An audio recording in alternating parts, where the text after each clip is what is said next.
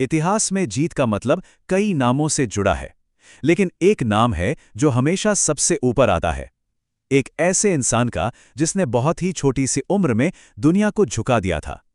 तो आज हम बात करने वाले हैं सिकंदर महान की, एक ऐसी कहानी जो हैरान कर देती है। जरा सोचिए, क्या यह मुमकिन है कि कोई 32 साल की उम्र तक पूरी दुनिया जीत ले? सुनने में तो किसी फिल्म की कहानी लगती है ना? पर इतिहास में एक ऐसा इंसान था जो इस नामुमकिन से लगने वाले सपने के बेहद करीब पहुंच गया था। चलिए देखते हैं कि आखिर सिकंदर ने यह सब किया कैसे।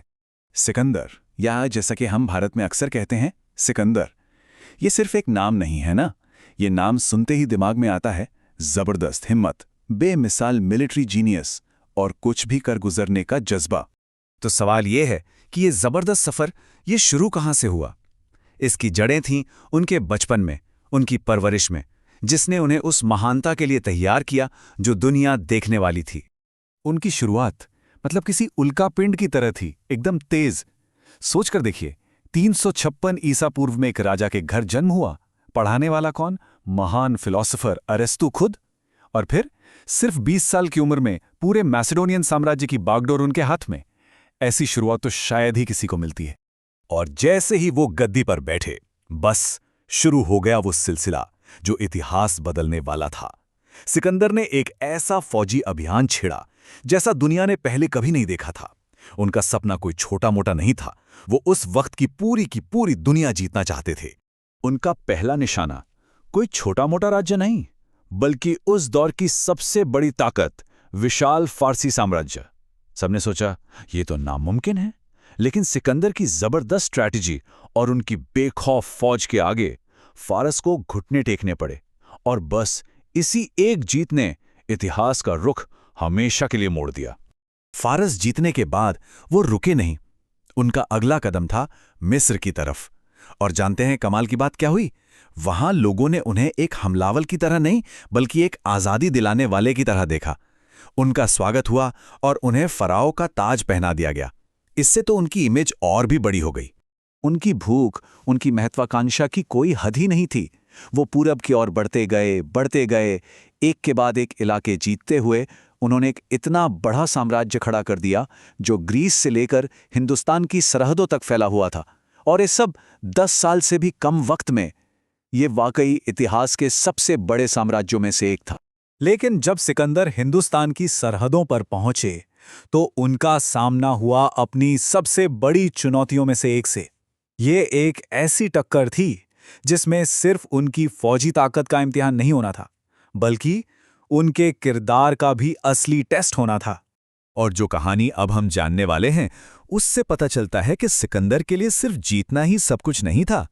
वो बहादुरी की बहुत इज्जत करते थे, भले ही वो बहादुरी उनका दुश्मन ही क्यों न दिखा रहा हो। जगह थी पंजाब, झेलम नदी का किनारा। सिकंदर की फौज के सामने खड़े थे भारत के राजा पोरस, और राजा पोरस के पास था एक ऐसा हथियार जो सिकंदर की फौज ने पहले कभी नहीं देखा था, जंगी हाथी।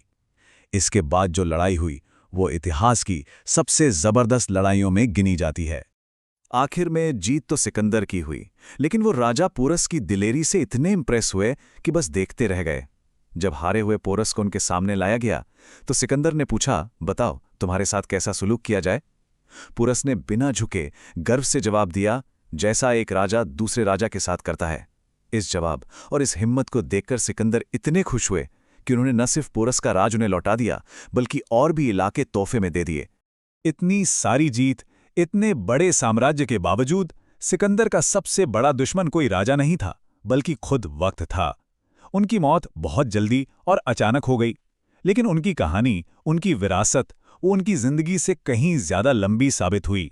सिर्फ 32 साल। जरा एक पल के लिए इस उम्र पर गौर कीजिए। 32 साल की उम्र तक उन्होंने वो सब हासिल कर लिया था जो ज्यादातर लोग कई जन्मों में भी नहीं कर पाते। उनकी मौत बेशक एक ट्रेजेडी थी, लेकिन शायद इसी वजह से उनकी कहानी एक अमर गाथा बन गई। और आज भी दुनिया भर की बड़ी बड़ी मिलिट्री एकेडमियों में सिकंदर की युद्ध नीतियों को पढ़ाया जाता है, समझा जाता है। उन्हें इतिहास के सबसे महान, सबसे जीनियस मिलिट्री कमांडरों में से एक माना जाता है। एक ऐसा जीनियस जिनकी स्ट्रैटेजी आज भी काम आती है। तो सिकंदर की जिंदगी से हम अपने लिए क्या सबक ले सकते हैं? शायद यही कि सपने देखो तो बड़े देखो, हिम्मत रखो हर मुश्किल का सामना करने की, और जब तक अपना लक्ष्य हासिल ना कर लो, कभी भी हार मत मानो। आखिर में सिकंदर की कहानी एक बहुत बड़ा सवाल छोड़ जाती है कि जिंदगी की महानता क्या उसकी लंबाई से नापी जाती है या उसके असर से। उनकी जिंदगी छोटी जरूर थी, पर दुनिया पर उन्होंने जो असर डाला वो आज तक महसूस किया जाता है।